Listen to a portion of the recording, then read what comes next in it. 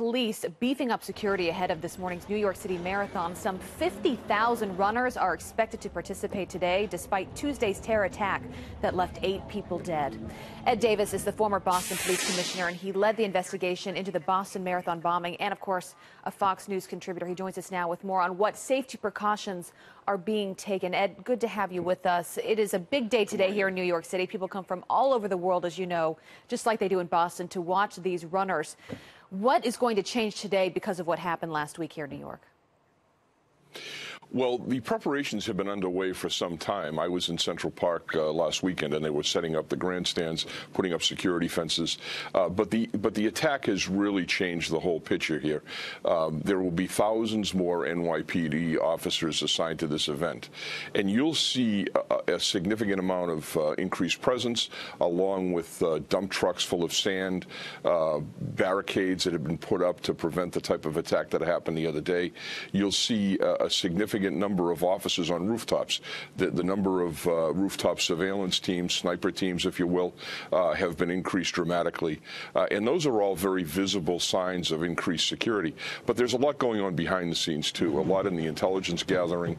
I'm sure that NYPD is scrubbing all of the cases that they have to see the status of the individuals, doing extra surveillance. There's a lot going on right now. You were a part of the investigation after the terror attack in the Boston Marathon. What did you find was most effective as they looked to making it more secure for the following or the next time they had that marathon?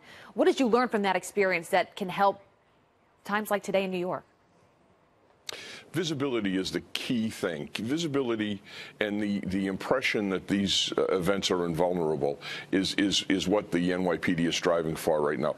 They want to put it in the mind of a terrorist that there's no way they're going to be able to survive or effectively execute their plan. And I think that if you look at what's happening in New York City this morning, that's really the impression that the New York police are giving.